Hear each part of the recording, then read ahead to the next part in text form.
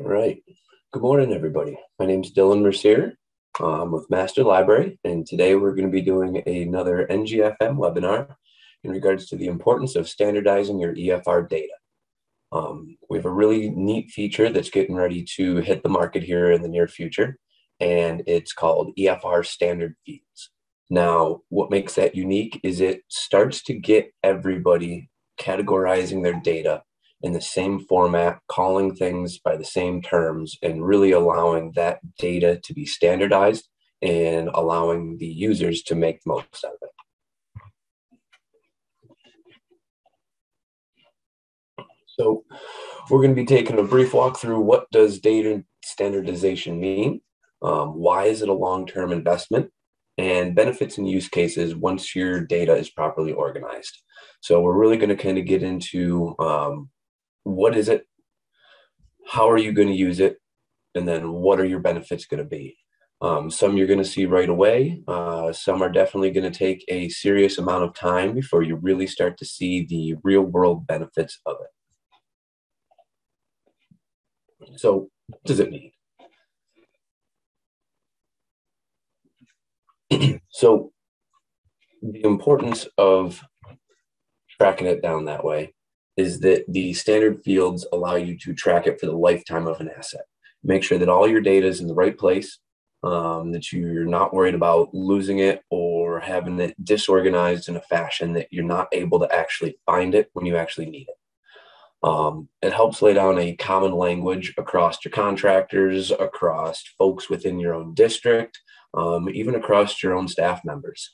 Lots of folks, depending on where they came from and what kind of background and training they have, they're going to have a tendency to call either different assets or even different data points associated with that asset by a unique name based off of how they were trained to call it.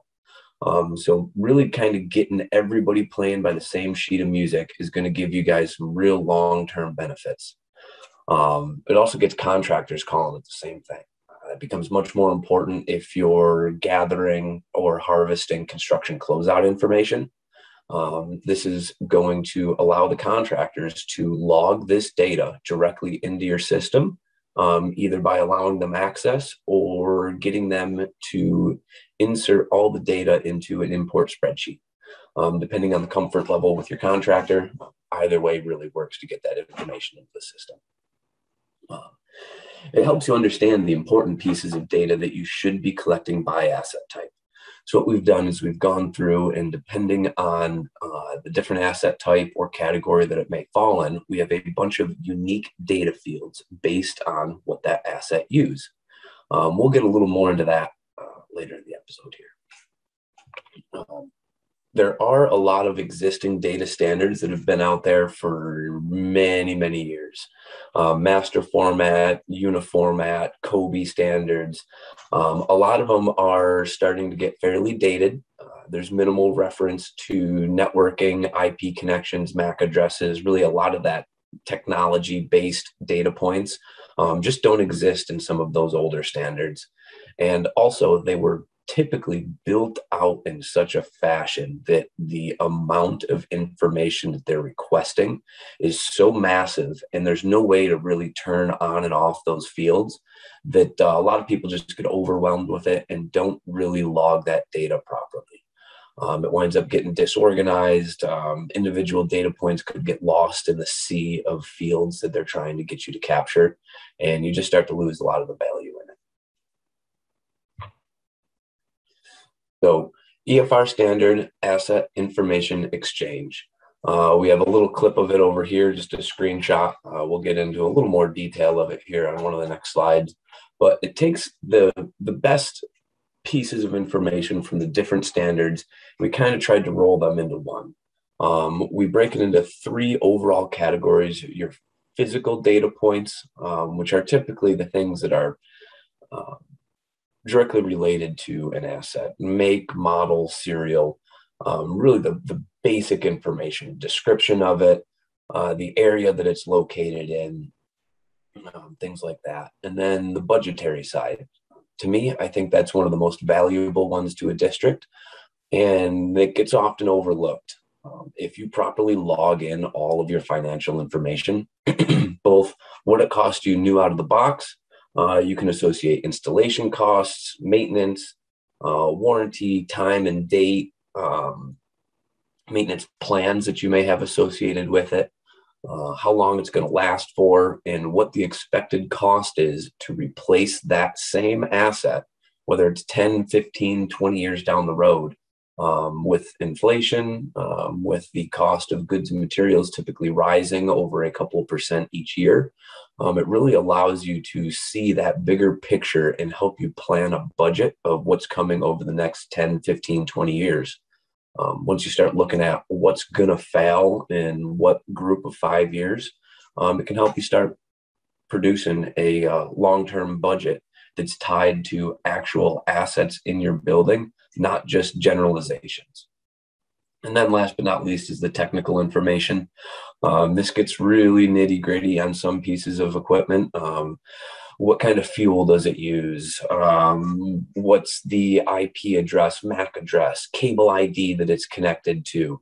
What electrical connection is provided to it? What breaker panel it's fed from? Single phase, 3-phase? What's the amp draw of a particular piece of equipment? All of that can be in there. And then there's also just a general notes section. I mean, you can attach blower tests, inspection results, old POs, maintenance logs, work orders. All of that can be tracked against that asset in one place. It's a lot more user-friendly. We also offer the ability for users, school districts, end users, to request additional asset types or fields to be standardized against an asset type. Self-admittedly, nobody's perfect. After this process was designed, there's an understanding that different facilities will have potentially unique data points that need to be tracked for own internal reasons.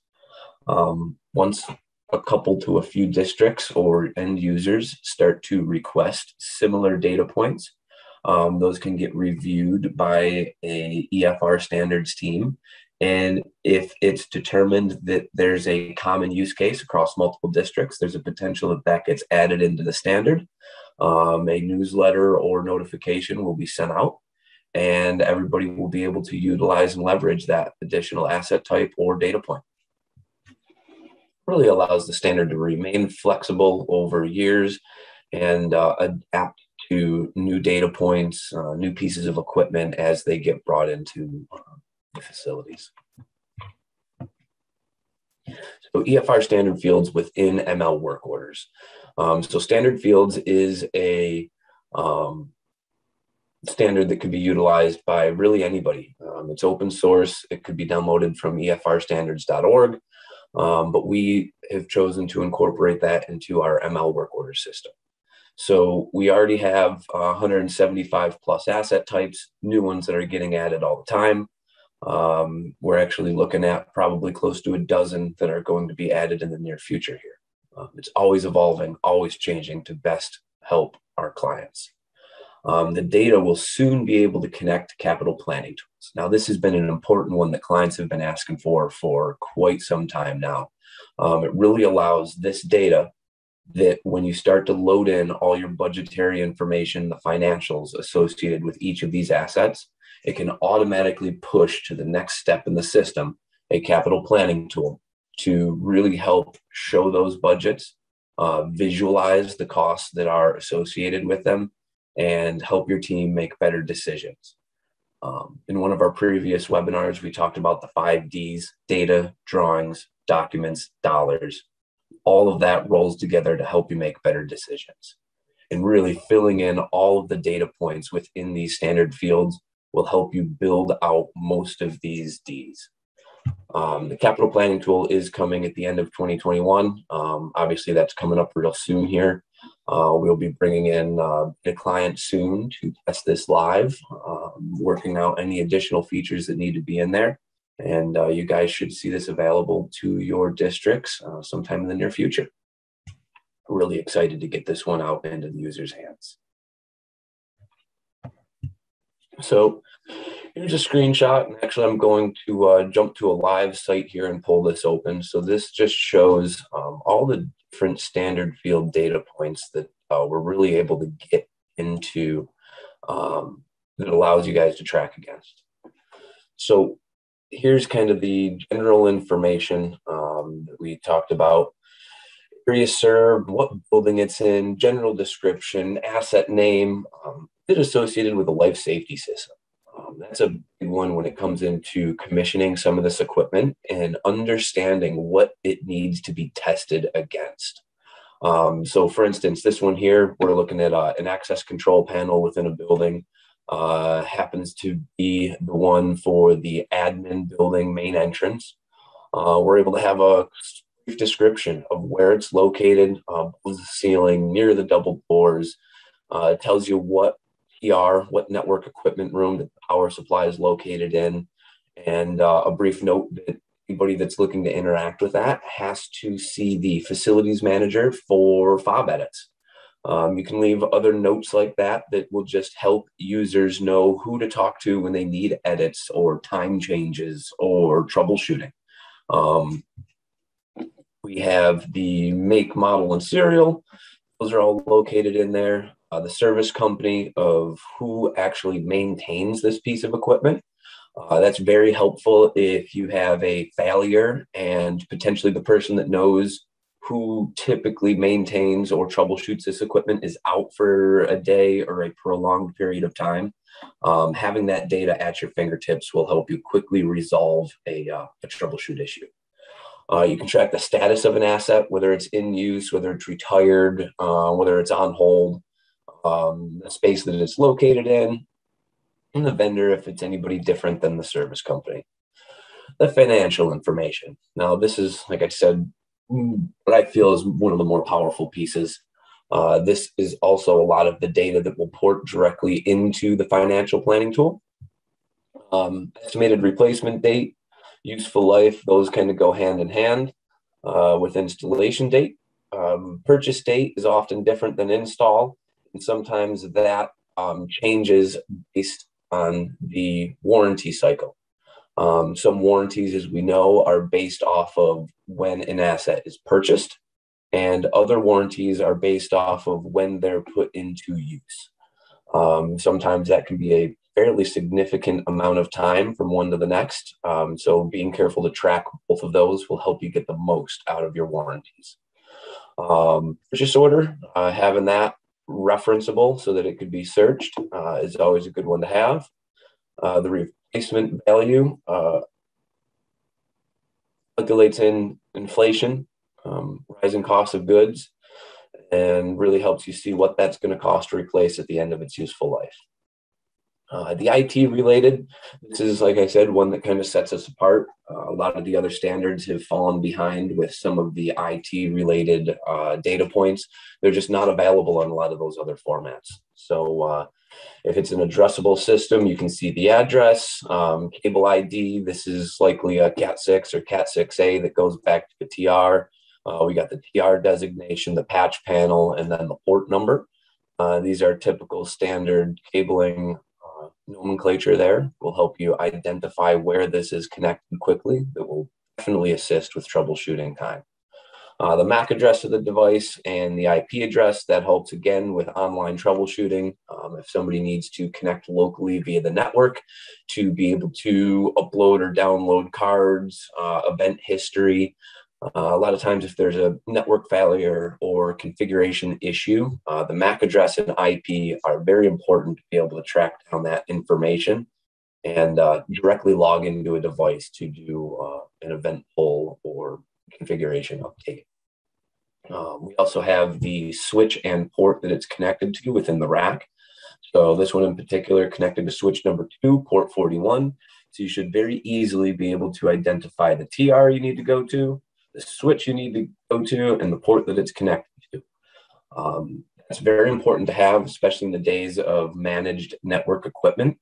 If a configuration gets lost or updated, or you need to adjust the VLAN that something's communicating over, you can do that easily when you have this information at your fingertips. PoE power. More and more devices these days are being powered by PoE switches.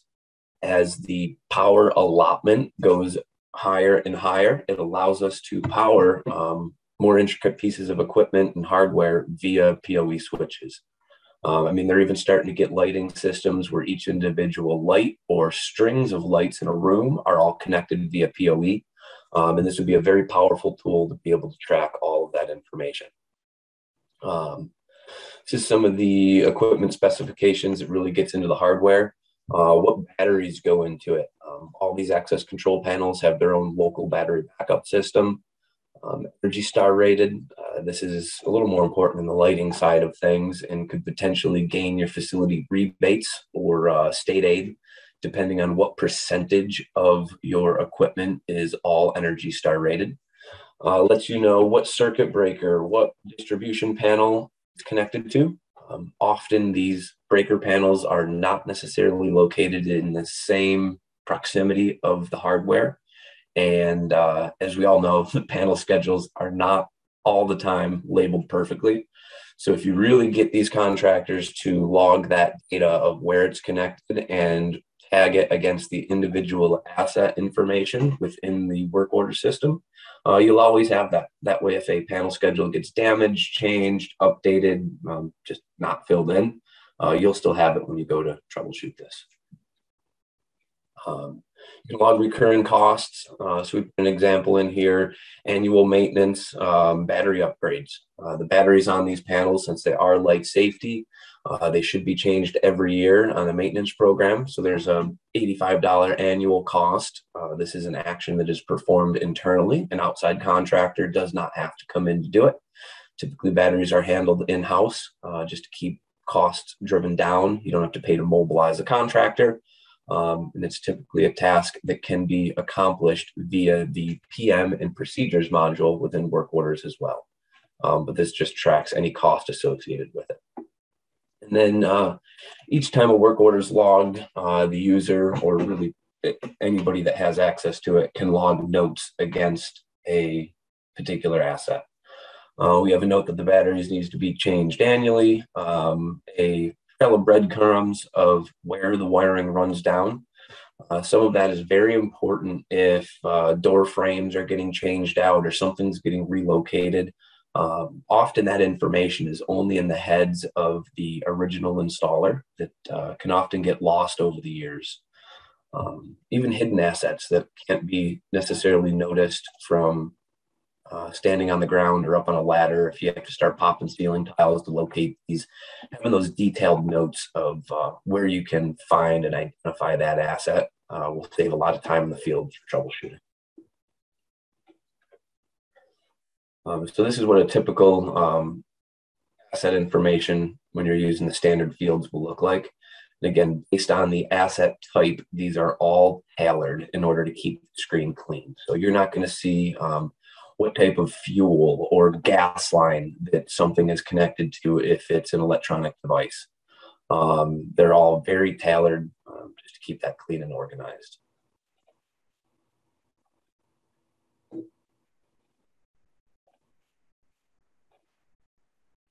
So EFR data standards, they're for the lifetime of your building. Sometimes it can seem like a substantial lift to get all this information logged, especially if you're starting with nothing. You're digging through old construction projects, looking at some old as-builts, potentially referencing old O&M manuals, staff interviews, but really building out all of that information, even interacting with your business department, looking through old POs, logging that financial information. Once it's built, it's there for the lifetime you're building. It hurts one time and it will save you time for many years to come. It's definitely a long-term investment, one that you got to be able to zoom out and look at the big picture, and it makes that time investment a lot easier to swallow. Data portability. Once they're all standardized and you have everything in these standard fields, it makes it easier to move it across systems. You may have your own internal budgeting tool that you use. All of this data could be exported into spreadsheets, and then it makes it very portable. You're not married to a single work order system, and it really lets you invest in that data, spend all the time, and feel really good that you're never going to lose that investment. It helps your team make smarter decisions, saves a lot of time, and it increases your management skill set. Diving in, doing this exercise, understanding where that information was stored, how it's organized, doing a personal review of that data as it goes into the system will help make sure everything's proper, organized, and at your fingertips. Better reporting. As this data gets logged in there, we are building out a powerful visual reporting tool that will help you see what's coming up down the pipe for replacements. It will help you produce auditing and condition reports, measure efficiencies and maintenance. So you'll be able to see a clear before and after of approximate or average time that was required to complete work orders and maintenance procedures on this equipment. And the goal is that as more of this information gets logged in there, you see a reduction in labor time associated with some of those maintenance and troubleshooting calls. Asset histories that will always stay with it, and consistency of data. That's also important, that if you're ever going to try and share this data across local districts and be able to form buying groups, really having that consistency of data is necessary. None of it works if there's discrepancies in naming, and it becomes a mapping mess to try and make that work. Better planning. It's easier to plan the upgrades. Like I've referenced a couple of times before, you can really see what's coming down the line 5, 10, 15, 20 years. Some of these big ticket items, I mean, you could potentially be talking about $1 million plus overhauls on some of these systems that are nearing useful life. So often having a 1, 2, or 5 year look ahead, although it's generally sufficient, having that 10-year roadmap really helps get that long-term forecasting right at your fingertips. Tracking the asset history, scheduling the routine maintenance, it'll definitely extend the lifetime of an asset. Useful life of an asset that's typically found in an O&M manual, that's always best case. That incorporates in all of your standard maintenance, making sure things are replaced, consumables are done, your filter changes, bearings are greased, all of that is maintained and taken care of to the best of your ability. And it definitely gives you the potential to extend an asset past its typical useful life.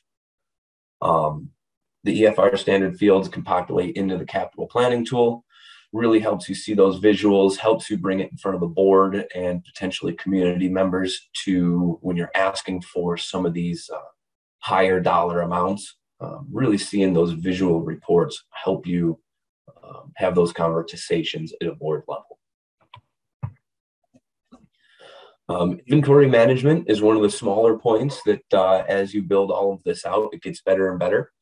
Making sure you're ordering the right replacement and consumable parts every time. When you have a make, model, and true serial number in front of you, you're ordering against definite information. You're not making generalizations. You're not just blind ordering bulk material because you believe it fits all of your assets. Helps you track your operational costs. You get to see these consumables. You get to see the recurring maintenance. It reduces higher costs associated with express shipping. When you know what's coming, when you know what it uses, you can make sure that you have it on hand. It also helps you improve the organization and labeling of your inventory. Just knowing what it goes for, you can categorize it, you can rack it, you can shelf it. Just helps keep it all organized. Regional buying groups. Now, this is a big one. The potential for regional buying groups, if a group of facilities are using the same standard fields, becomes very real. Just a quick, for instance, if multiple districts in an area can all identify a large batch of network equipment that all has a useful life or an estimated end of support or failure timeline that all falls within the same year or 2 years, it would definitely be recommended to get together, pool resources, do a bulk purchase to help drive down the cost of that equipment. Not only on the tech side, but this can also be done for large boiler upgrades, generator purchases. I mean, it's really endless. Cleaning products, consumables, right down to pooling resources, having a common storage facility, sharing the delivery costs will definitely help drive down costs and help with the procurement process in general. It allows you to pull cross-district reports. If you do so choose to share your data amongst a group of districts, those could always be pooled together into common reports to help you see the possibilities for group buying efforts. It's great for very small districts, especially. Some of the larger ones, they may have very defined purchasing paths that they already have the volume that gets them those group discounts. But a smaller 1 or 2 building district, some of these rural districts that are already potentially sharing sports fields, athletic teams, sometimes auditoriums, pools, fitness centers. I mean, you already have the relationships that you're sharing some of these facilities. Why not put your heads together and increase your purchasing power? Everybody likes a lower price, and the better you plan with that, the better your odds are of driving those prices down. So, in summary, EFR standard data makes your asset much more valuable and reduces operating costs into the future. It leads to better reporting and decision making. It increases the opportunity to collaborate with other districts or facilities for group purchasing. That's one that I really don't want people to lose sight of, because that can drastically reduce operating costs of your facility. It can feed into planning tools to help you automate your budgeting process. Again, once you build these pieces of data out, you can start to forecast deep into the future, and it incrementally becomes easier to load this data in on the fly as you're replacing assets. In that initial lift to build it out, once that's done, it goes into maintenance mode. The value never stops going up, but the amount of time it takes to build that data out will always go down. Again, that will be available on work orders by the end of 2021. You guys should be seeing a rollout here in the near future. Look forward to seeing some notifications, emails, some video demos popping up here, and feel free to reach out if you have any questions. Thank you very much for tuning in. I, as always, appreciate you taking the time. I hope this was informational for you, and you got some pieces of info that you can use into the future. If you got any questions, feel free to reach out. My email's below, our website there, we're always reachable. And look up the Next Gen Facility Manager on YouTube for additional shorter content. Have a good one.